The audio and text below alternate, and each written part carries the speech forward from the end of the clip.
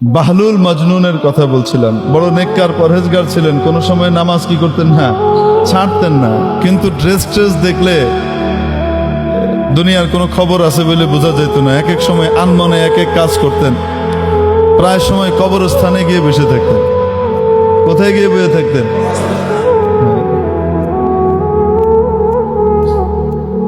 কবরস্থানের ভিতরে গিয়ে পুরনো কবর টবরের ভিতরে যদি গর্ত টর্ত থাকতো, অনেক সময় ধসে যায় না কবর, এই গর্তের ভিতরে পা ঝুলে চুপচাপ আনমনে বসে থাকতেন।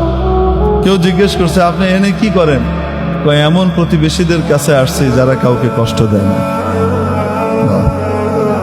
এমন প্রতিবেশীদের কাছে আসছি যারা কখনো কাউকে কি দেয় না, কষ্ট দেয় না। তাদের সাথে থাকতে আমি আনন্দ বোধ করি। কি মনে হয় আপনার, এটা সাধারণ পাগল? হ্যাঁ, এটা পাগল না বিশাল বুদ্ধিমান? বিশাল বুদ্ধিমান মানুষ, বোঝা যায় না। তো খলিফা হারুনুর রশিদ আবার এই বাহলুল মজনুনকে চিনত যে বড় আল্লাহওয়ালা মানুষ, বড় আল্লাহওয়ালা মানুষ। একদিন দেখে নদীর পাড়ে বসে বসে পা ঢুকিয়ে কি করতেছে, এই বালু খুঁটে না, বালু খুঁটতেছে, এরকম করে বালু খুঁটে। তো খলিফার সাথে খলিফার বিবিও আছেন, হাঁটতেছেন নদীর পাড়ে সকালবেলা, যে দেখে বাহলুল এই করে।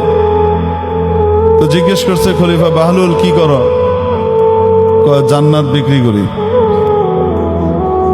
প্রথম জান্নাতের বালাখানা বানাই। কি বানাই? জান্নাতের বালাখানা বানাইতেছে। কয় বালাখানা কার? যে কিনবে তার। যে কিনবে তা তো বাচ্চা চিন্তা করতেছে, পাগলের মাথায় এখন ঠিক ঠিকানা নাই, কি কয় না কয়। এনে বইবে বালাখানা বানায় জান্নাতের। তো বেগম জিজ্ঞেস করছে, বাদশার বেগম সাহেবা জিজ্ঞেস করছে, তো আমি যদি কিনি আপনিও পাইবেন। তো দাম কত? 1 আনা। কত? হ্যাঁ, 1 আনা। তো বাদশার বিবির সাথে সাথে কি করছে, 1 আনা দিয়ে দিচ্ছে। দিয়ে কিছু, তো আমাকে একটা দেন। তো হ্যাঁ, আপনি একটা পেয়ে গেছেন, যান। আল্লাহওয়ালাদের অদ্ভুত অদ্ভুত ব্যাপার হয় এগুলো। আল্লাহ তাআলা তাদেরকে স্পেশাল কিছু নিয়ামত দেন মাঝে মাঝে। এখন চলে গেছে বাদশা, হাসতে হাসতে চলে গেছে। আর বিবিরে কয়, তুমি এক পাগল, এক পাগলের টাকায় 1 আনা নষ্ট করলা। একটা ফকিরে দিলেও তো লাভ হইতো, খামাখা দিলা। বিবি আর কিছু বলে নাই। তো রাতের বেলায় খলিফা হারুনুর রশিদ স্বপ্নে দেখে কিয়ামত কায়েম হয়ে গেছে, জান্নাতের বিশাল সব আলিশান অট্টালিকা তৈরি হয়ে গেছে, জান্নাতের ভিতরে সে হাঁটতেছে, বাদশা দেখতেছে। হাঁটতে হাঁটতে দেখে দূরে খুব সুন্দর একটা বালাখানা, বিশাল মহল, প্রাসাদ, হীরা মণি মুক্তা খচিত বিশাল এক প্রাসাদ। তো উনি কাছে গেছেন, ভিতরে ঢুকবে। ঢোকার সময় দেখে উপরে মালিকের নাম লেখা, জুবাইদা, তার বিবির নাম লেখা। এখন উনি ঢুকতে গেছে, আটকায় দিছে প্রহরী, গেটম্যান থাকে না, কই যান? কয়, এটা আমার বিবির প্রাসাদ। হ্যাঁ, আপনার বিবির প্রাসাদ, বিবি দুনিয়া, এগুলো এনে চলবে না, যান। আপনার না, এটা যার প্রাসাদ সে ঢুকবে, আপনি পারবেন না। মনটা খুব খারাপ, ঘুমটা গেছে ভেঙে। সকালবেলায় বেগম সাহেবের জিগাইতেছে, ওই দিনের কথা বাদশা ভুলে গেছে না, মনে নাই। তুমি কি এমন আমল করছো যে আমলের কারণে জান্নাতে তোমার জন্য একটা বালাখানা দেখলাম স্বপ্নে? খলিফা হারুনুর রশিদ কিন্তু বড় আলেম ছিলেন। খলিফা হারুনুর রশিদ শুধু বাদশা ছিলেন না, কি ছিলেন? বড় আলেমও ছিলেন।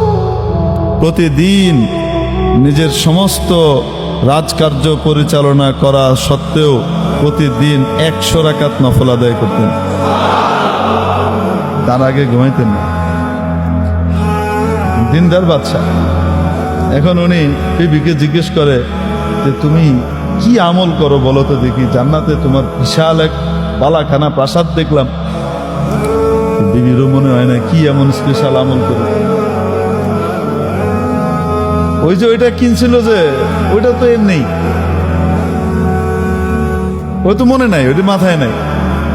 অনেক চিন্তা ভাবনা করতেছি, কি আমল করছি যে জান্নাতে বালাখানা হলো। হঠাৎ মনে হলো, আচ্ছা ওইটা না তো যে আমি যে বাহলুল রে 1 টাকা দিলাম, 1 আনা দিয়ে যে জান্নাতের বালাখানা বেচলো। হ্যাঁ, এত মজা করতেছিল, আমিও মজা করেই কিনছি, কিন্তু সেটা কিনা আবার বাচ্চাটা ওইটাই। এই পাগল তো নর্মাল পাগল না, এ তো শরীয়তের পাগল। এ শরীয়ত মুক্ত মারফত পাগল না, এ হাকিকি শরীয়তি মারফতি ডবল পাগল। বুঝাইছি নি? যেই আল্লাহওয়ালা মারফতি মানুষের শরীয়তের কোনো বিধান লঙ্ঘন হয় না, নবীজির কোনো সুন্নত নষ্ট হয় না, এ হলো আসল। বুঝাইতে পারছি? মারেফত বাদ দিতে বলা হয় নাই, কিন্তু শরীয়ত ধ্বংস করে না। তো মেরে মুহতারাম দোস্ত বলছিলাম, ওই যে খলিফা হারুনুর রশিদ আর কে, বাদশাহ ঘুম থেকে ওঠার পরে এটা শোনার পরে চিন্তা করতেছে, হায় রে হায়, কালকে তো বিশাল লস খাইছি, এই পাগলের কাছ থেকে তো এটা কিনে নিতে হইতো, নাই। এখন কি করছে? সকালবেলা এর পরের দিন আবার নদীর পাড়ে হাঁটতে বেরিয়েছে, আশা যদি আজকেও পাগলারে পাই। পাগলা কি ডেলি এক জায়গায় থাকবে নাকি? এক সময় এক জায়গায় তার যে মন চায়। দোয়া করতেছে খুব আল্লাহ কাছে, আল্লাহ যদি পেয়ে যায়। এখন গেছে, যাওয়ার পরে হাঁটতে দেখে ও জায়গা মতো এই বাহলুল মজনুন আছে, ওই যে দেখা যায়। তো এখানে গেছে, গিয়ে কয়, কি করো? জান্নাতের বালাখানা বানাই। কয় কার লেগা? যে কিনবো হের লেগা। আমি যদি কিনি আপনিও পাবেন। দাম কত? বাগদাদের অর্ধেক রাজত্ব। আজকে কি কয়? বাগদাদের অর্ধেক রাজত্ব, এটা দিলে পাবেন। খলিফা হারুনুর রশিদ কয়, এটা কেমন বেইনসাফির কথা? গতকালকে আমার বউ কিনলো 1 আনা দিয়ে, আর আজকে তুমি আমার কাছে বাগদাদের অর্ধেক রাজত্ব দাম হাঁকতেছো, এটা কোনো কথা হলো? বাহলুল নিচের দিকে চাই, আঙ্গুল লাড়ে আর কয়, কালকে কিনছিল না দীক্ষা, তুমি আজকে আইসো কিনতে দীক্ষা, এর লেগা দাম।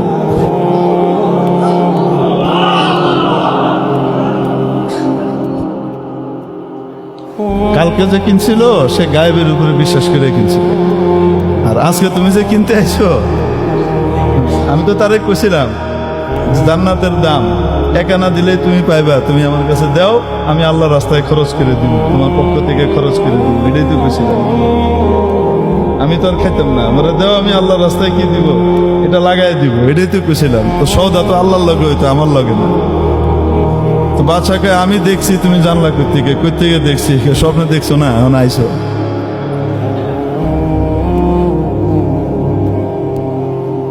বাদশা তো আর কিনে নাই, গেছে গা। আমি আর তরিকায় কোনোভাবে কিনালো মনে আল্লাহর কাছে, তোমার কাছে পাইলাম না আর কি। তো বাহলুল মজনুন, এই মজনুন পাগল টাইপের ছিল। একবার বাদশা বালাখানায় বসা, উপরে ছাদে, অনেক দূরে দেখে বাহলুল যায়, তো লোকজনকে ডেকে বলছে, এই ওইটারে আমার কাছে নিয়ে আসো, বাহলুলকে নিও।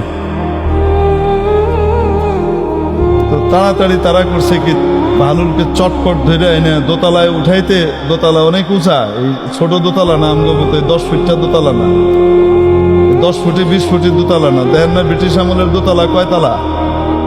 আরে আপনাদের সলিমুল্লাহ মেডিকেল কলেজের 1 তালা কত উঁচা দেখেন না? ঢাকা মেডিকেলের 1 তালা 3 তালা উঁচা, ঠিক কি ঠিক না? এই আমলের দোতলা না, ওই আমলে তো দোতলা মানে বিশাল উঁচু, রাজা বাদশার বাড়ি। বলতে চট করে নিয়ে আসো। এখন এরা করছে কি, ওইটা নিয়ে এসে ওখানে দড়ি দিয়ে এক ধরনের কি ছিল, ব্যবস্থা ছিল যে দ্রুত শর্টকাট উপরে উঠা যায়, নামা যায়। নিচে দড়ি বাঁধা, উপরেও কি দড়ি বাঁধা, ওই জায়গার ভিতরে আস্তে করে ইয়ের ভিতরে বসায়া দিছে টান, সাই করে উপরে গেছে। যাওয়ার পরে এখন খলিফা হারুনুর রশিদ জিজ্ঞেস করে, আচ্ছা বাহলুল বলো তো দেখি, আল্লাহরে কেমনে পাওয়া যায়? তুমি যে আল্লাহর এত কাছাকাছি হইছো, তুমি কেমনে হইছো কত দেখি একটু। তো বাহলুল কয় যেমনে আপনি আনলেন ওইভাবে। কয় এটা আবার কি? বলে বুঝেন নাই? তো উনি কইতেছে আমি বাহলুল যদি আপনার সাথে দেখা করতে চাইতাম তাহলে আমাকে কত কাঠখড় পুড়িয়ে আপনার বাড়িতে আসা লাগতো, কত দৌড়ঝাঁপ করে আপনার কাছে আমাকে আসা লাগতো। কিন্তু যেহেতু চাইছেন আপনি, আমার মতো এক নগণ্য মানুষকে আপনি আপনার এখানে আনতে চাইছেন, এই জন্য সিঁড়ি দিয়ে আসতে দেরি হবে এতটুকুও বরদাস্ত করা হয় নাই, ফু করে কৃত্রিম লিফট দিয়ে উঠাই লইছে, এত তাড়াতাড়ি এসে পড়ছে। মেরে মোহতারাম দোস্ত আজিজ ও বুজুর্গ আমার, এই কথা বলার উদ্দেশ্য হলো এই যে আল্লাহ তাবারাকা ওয়া তাআলা যদি নিজে দয়া করে আমাদেরকে তার ঘরে আসার জন্য নির্বাচিত করে না ডাকতেন, আমি আপনি আসতে পারতাম। অনেক বড় বড় শিক্ষিত, অনেক বড় বড় ডিগ্রিধারী, অনেক বড় বড় টাকাওয়ালা, অনেক বড় বড় যোগ্যতাওয়ালাদের কান পর্যন্ত আপনাদের এই মাহফিলের আওয়াজ গিয়েছে, খবর পৌঁছেছে, কার্ডও গেছে, দাওয়াতও গেছে, আসতে পারে নাই। আপনি আমি চলে আসছি, কে আনছেন? কে আনছেন? মাওলা যে আমাকে আপনাকে দয়া করে ডেকে নিয়ে আসলেন, শুকর আদায় করব কিনা? শুকর শুধু মুখে আদায় করব না কাজে কর্মেও করব? নবীজি সাল্লাল্লাহু আলাইহি ওয়াসাল্লাম আমাদেরকে কোরআনে পাকের মাধ্যমে আল্লাহর বাণী জানিয়ে দিয়েছেন, লা ইন শাকারতুম লাযীদান্নাকুম ওয়া লা ইন কাফারতুম ইন্না আযাবি লাশাদীদ। ও আমার বান্দা বান্দিরা, যদি তোমরা আমার দেওয়া নিয়ামতের মূল্যায়ন করো, শুকর আদায় করো, তাহলে মনে রাখবা অবশ্যই অবশ্যই আমি নিয়ামত বাড়িয়ে দেব। এজন্য এক ব্যক্তি নামাজ আদায়ের পরে আবার দ্বিতীয় ওয়াক্ত নামাজে মসজিদে আসার তৌফিক লাভ করতে পারা, এটা একটা লক্ষণ আর আলামত মাওলায়ে পাক মনে হয় গ্রহণ করেছেন, তাই আবার এনেছেন। আশা করতে পারি কিনা? আমাদের আমল এমন না যে আমল মাওলার দরবারে পেশ করা যায়, কিন্তু উনি রহমানুর রহিম, উনি গফুর ও গফফার, উনি সত্তার, উনি বড় দয়ালু, উনি ওয়াদুদ, উনি শাকুর, উনি মহামূল্যায়নকারী। হালকা ছোট্ট খাট্ট জিনিস, খুঁতযুক্ত জিনিসও গেলেও বান্দার যদি দেখে যে তার ইন্টেনশন ঠিক আছে, তার নিয়ত ঠিক আছে এবং সে আমার নবীর তরিকাকে ফলো করার চেষ্টা করেছে, এই দুইটা যদি ঠিক পান তাহলে মাওলায়ে পাক ওটাকে কবুল করে নেন। এটা কার দয়া? একটা নামাজ সারা জীবনের মধ্যে বেছে বের করা বড় কঠিন হয়, যেই নামাজটার শুরু থেকে নিয়ে শেষ পর্যন্ত আল্লাহ ছাড়া আর কোনো কিছু মাথার ভিতরে আসে নাই, চাকরির কোনো কিছু আসে নাই, দুনিয়ার কোনো কিছু আসে নাই, ছেলে মেয়ে আত্মীয় পরিবার পরিজন বা অন্য কোনো ভাবনা মাথার ভিতরে আসেই নাই। পুরা নামাজটা শুরু থেকে শেষ পর্যন্ত শুধু আল্লাহ আর আল্লাহ ছিলেন, আল্লাহর স্মরণে বিভোর ছিল।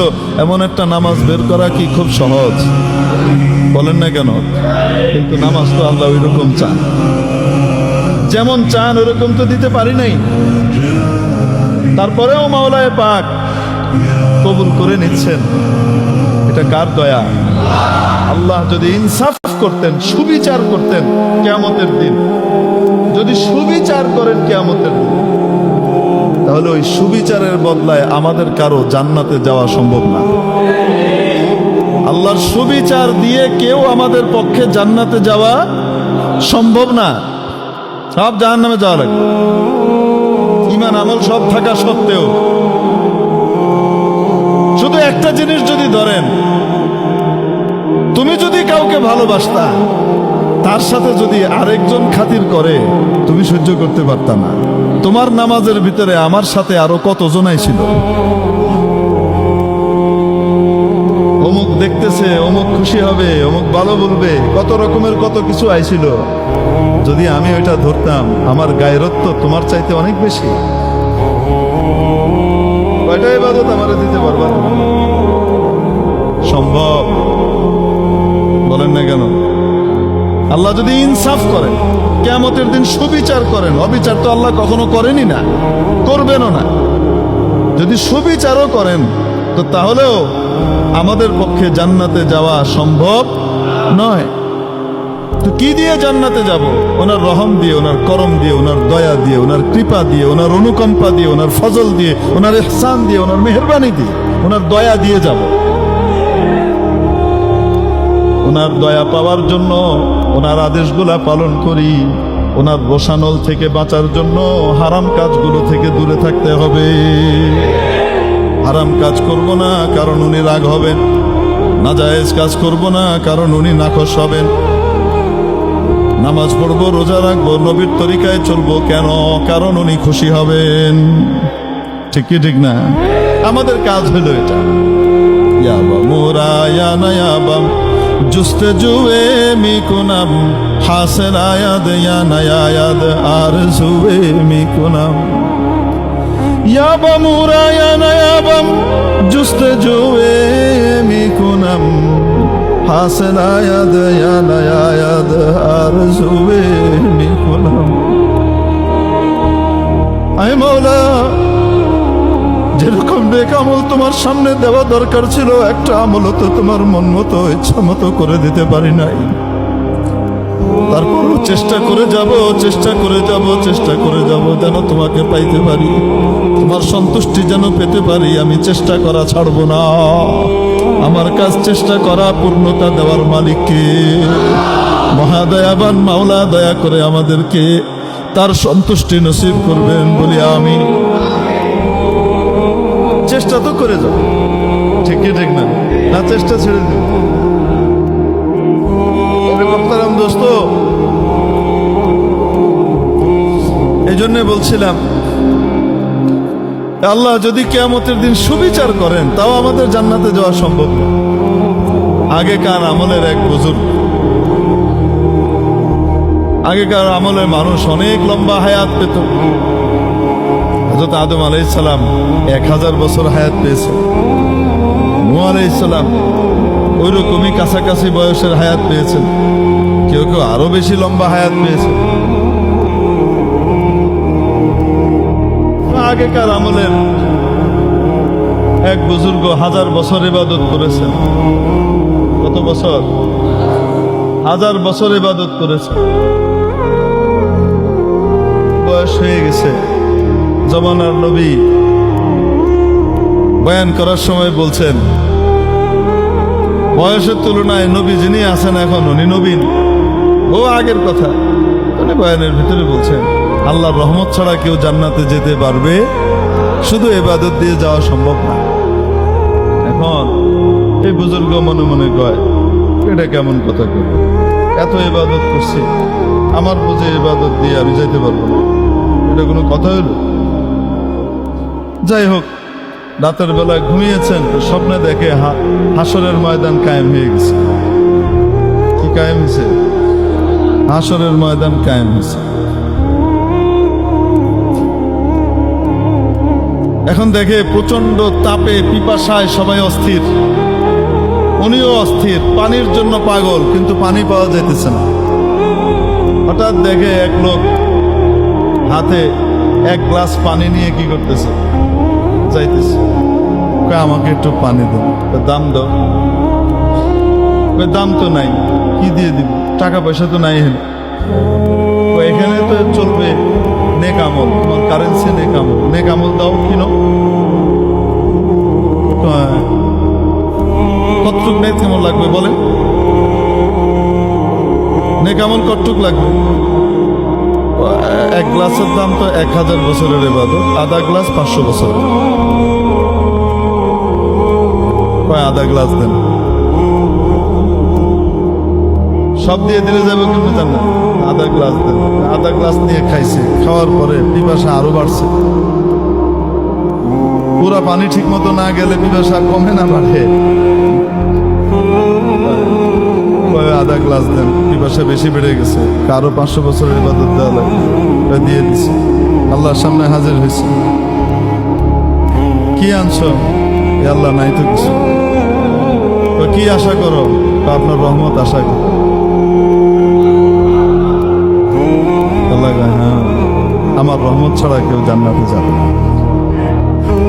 দুনিয়াতে যে পানি খাইতেছি, আল্লাহ তাআলা যদি পানিগুলার দাম ধরতেন, পানিগুলার দাম দিতে পারবো? কোনো কিছুর দাম ধরলে দিতে পারবো?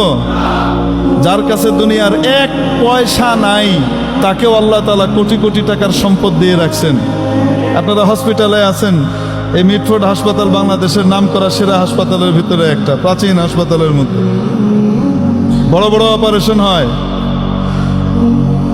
কিডনি প্রতিস্থাপন করতে গেলে কিডনি নষ্ট হয়ে গেছে, একটা কিডনির দাম কয় লাখ টাকা। কয় না কেন? চোখ নষ্ট হয়ে গেছে, চোখ দান করতেছে একদম, ঠিক আছে আমার চোখটা নিয়ে যাও। চোখটার দাম কত বলেন না কেন? আপনাকে 10 লাখ টাকা দিলে আপনি চোখ একটা দিয়ে দিবেন? যদি কয় দুই চোখ, এক চোখে তো হবে না, সেট লাগবে, পুরা সেট লাগবে, 5 কোটি টাকা দিব, দিবেন 5 কোটি টাকা দিয়ে? দিব না। তাহলে এক একটা অঙ্গের দাম কত, শরীরের এক একটা জিনিসের দাম কত হিসাব করে। যেগুলা স্পেয়ার দিয়ে দিছে আল্লাহ তাআলা, কিডনি তো 2টা দিয়ে দিছে, একটা থাকলে না গেলেও আরেকটা হইলেও চলে, হয় না কেন? যেটার কোনো স্পেয়ার পার্টস নাই, হার্ট দিয়ে দিছেন, কোনো স্পেয়ার কিছু নাই, বিক্রি করবেন হার্টটা? 50 কোটি টাকা দিয়ে হার্টটা বেচতে দিলে বেচবেন? তাহলে কত টাকা আল্লাহ মালিক বানায় থুয়ে দিছে ফাও ফাও। হসপিটালে যাদের অক্সিজেন দরকার পড়ে, একটা পর্যায়ে অক্সিজেন কিনা লাগে, তাই না কেন? এত ইউনিট এত টাকা, এত ঘন্টায় এত টাকা, আছে না নাই? ফ্রি অক্সিজেন ব্যবহার করতেছি, কোনোদিন আল্লাহ তাআলা ট্যাক্স বসাইছে? বসাই নাই। আর কত দয়া! তারপরে বেটাগিরি দেখায়, আল্লাহ আম করে জান্নাত দিব না, মানে পাইছেটা কি? বাপরে বাপটা কি! তবে হ্যাঁ, যদি শুকর আদায় করি, মাওলা যে নিয়ামত দিয়েছেন সেই নিয়ামতের শুকর আদায় করলে রব্বুল আলামিন বলেন লাযীদান্নাকুম, অবশ্যই অবশ্যই তোমার নিয়ামত বাড়িয়ে দিব। নিয়ামতের শুকর কাকে বলে? একটা হলো মৌখিক শুকর, আলহামদুলিল্লাহ, কৃতজ্ঞতা জানালাম মুখ দিয়ে। আরেকটা হলো কাজে কর্মে শুকর। কাজে কর্মে যদি কৃতজ্ঞতা বোধ প্রকাশ না হয়, শুধু মুখ দিয়ে প্রকাশ পেলে মাপ পাওয়া যাবে। কোন ব্যক্তি কাউকে 10,000 টাকা দিল, টাকা দেওয়ার পরে টাকাটা নিয়ে কয় শুকরিয়া, অনেক ভালো আপনি আমাকে টাকাটা দিছেন, অনেক শুকরিয়া। তারপরে কি করলো? জুতাটা নিয়ে ওই ব্যক্তির গালের ভিতরে আস্তে করে মেরে দিছে। কয় এটা কি করলি? শুকরিয়া আদায় করছি না, আবার কি? এরকম মুহের শুকরিয়া দিয়ে কি কাম হবে? কি আমার অপমান করলি সবার সামনে, আর শুকরিয়া আদায় করছিস, আমাকে ধন্যবাদ দিছিস? বলেন না কেন? বলবো কি বলবো না? মুখের সাথে সাথে কাজটাও লাগে কি লাগে না? মুখেও যেমন কৃতজ্ঞতা প্রকাশ করছি, কাজে কর্মেও কৃতজ্ঞতা প্রকাশ করতে হবে। কৃতজ্ঞতা কাকে বলে? নেয়ামত দাতা যে উদ্দেশ্যে যে জিনিস দান করেছেন, নেয়ামত দিয়েছেন, নেয়ামত দাতার ইচ্ছা অনুযায়ী ওই জিনিসকে ব্যবহার করলে সেটাকে কৃতজ্ঞতা বলে। সেটাকে নেয়ামতের মূল্যায়ন করা এবং শুকর আদায় করা বলে। আপনার কাছে কেউ সাহায্য চাইলো, কি করবে? কয় আমার দোকান করা দরকার, আমার বিরাট সমস্যা চলতেছে, তো আপনি তাকে সাহায্য হিসেবে 3 লাখ টাকা দিয়ে দিলেন, দিয়ে বললেন এই 3 লাখ টাকা দিয়ে তোমার তো একটা স্থায়ী ব্যবস্থা করে ফেলো, যাও এই 3 লাখ টাকা দিয়ে কি করো, একটা দোকান দিয়ে মোটামুটি সেই দোকানটা দিয়ে চলো, আস্তে আস্তে সাহায্য করবো, তাই না? আপনি সাহায্য করলেন 3 লাখ টাকা দিয়ে, উনি 3 লাখ টাকা নিয়ে গেলেন। নিয়ে যাওয়ার পরে আপনি যেভাবে চেয়েছেন সেভাবে সে দোকান দিয়েছে, আপনার পরামর্শ মেনেছে, দোকান টোকান দিয়ে ঠিক মতো ব্যবসা করে এই 3 লাখ টাকা থেকে তার 6 লাখ টাকা আয় হয়ে গেছে। কয়েকদিন পরে সে হঠাৎ আরেকটা বিপদে পড়ছে, আপনার কাছে আসছে, কত দরকার? 10 লাখ টাকা দরকার, এখন ঠেকায় পড়ছি, ঋণ দিলেই হয়। 10 লাখ টাকা দিয়ে কইব যা, ঋণ দরকার নাই, তুই এটারে কামে লাগা।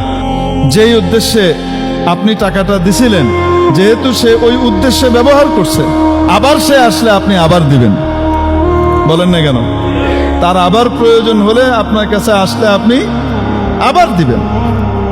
কিন্তু আপনি দিচ্ছেন 3 লাখ টাকা, 3 লাখ টাকা পায়া খুব শুকরিয়া, ধন্যবাদ, আপনার মতো মানুষ হয় না, যত ফুল আছে সব কিনে মিনে আপনাদের দিয়ে গেল, তারপরে গিয়ে এই টাকা দিয়া গাঞ্জা খাইতেছে ভালো করে, তারপরে এটা করতেছে হেডা করতেছে, অনেক কিছুই করছে, শুধুমাত্র দোকানটা করে নাই। আপনি যে তাকে স্বনির্ভর হওয়ার জন্য ব্যবস্থা করে দিয়েছিলেন সেটা সে করে নাই।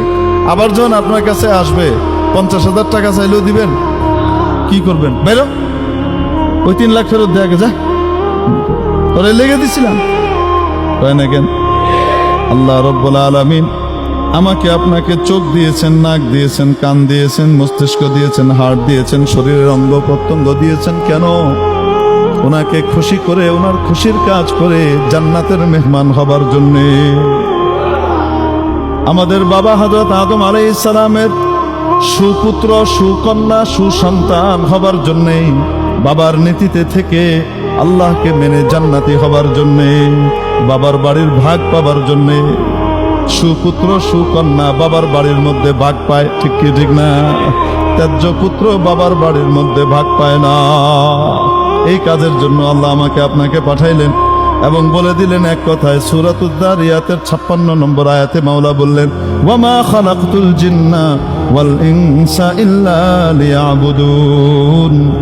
আমি জিন এবং ইনসানকে তৈরি করেছি শুধুমাত্র আমার ইবাদত করার জন্যে। কিসের জন্যে? ইবাদত মানে ওনার কথা মানা। ইবাদত মানে কি? ব্যবসা বাণিজ্য, চাকরি বাকরি, ওঠা বসা, পরিবার পরিজন পরিচালনা, দুনিয়ার যে কোনো কাজ কারবার আমরা করি সেটা ওনার ইচ্ছে অনুযায়ী, উনি যেভাবে বলেছেন সেভাবে করলেই সেটা ইবাদত হয়ে যায়। ওনার আদেশ অনুযায়ী উনি আদেশ করেছেন, যদি আমাকে পেতে চাও আমার নবীর তরিকা ফলো করো। কুল ইন কুনতুম তুহিব্বুনাল্লাহ ফাত্তাবিউনি ইউহিব্বুকুমুল্লাহ। ও আমার বান্দা বান্দিরা, যদি আমি আল্লাহকে ভালোবেসে থাকো, আমাকে পেতে চাও, তাহলে ও নবী আপনি বলে দেন, আমি রাসূলের পরিপূর্ণ অনুসরণ করো, ইত্তেবা করো, সুন্নতের পাবন্দি করো। তাহলে কি হবে? ইউহিব্বুকুমুল্লাহ। তোমরা যেমন আল্লাহকে ভালোবাসবে, আল্লাহ তোমাদেরকে ভালোবাসবেন। ওয়া ইয়াগফির লাকুম যুনুবাকুম। তোমাদের যত গুনাহ আছে, পাপ রাশি আছে, সব মাফ করে দিবেন। আল্লাহু গফুরুর রহিম। তিনি বড় দয়ালু, বড় ক্ষমাশীল। উনি মাফ করতে পছন্দ করেন। কি করেন? পছন্দ করেন। নবী পাক সাল্লাল্লাহু আলাইহি সাল্লামের যখন মেরাজ হলো, মেরাজের মধ্যে নবীজি সাল্লাল্লাহু আলাইহি সাল্লামকে ভ্রমণ করানো হয়েছে। আল্লাহর গোটা সৃষ্টি জগৎ ভ্রমণ করিয়েছেন, জান্নাত ঘুরিয়েছেন, জাহান্নাম দেখিয়েছেন, সব দেখিয়ে এনেছেন। আল্লাহু আকবার। পরশুদিন বলেন আল্লাহু আকবার, পরশুদিন বলেন। এই সব কিছু এক রাতের ভিতরে ঘুরিয়ে এনেছেন কে?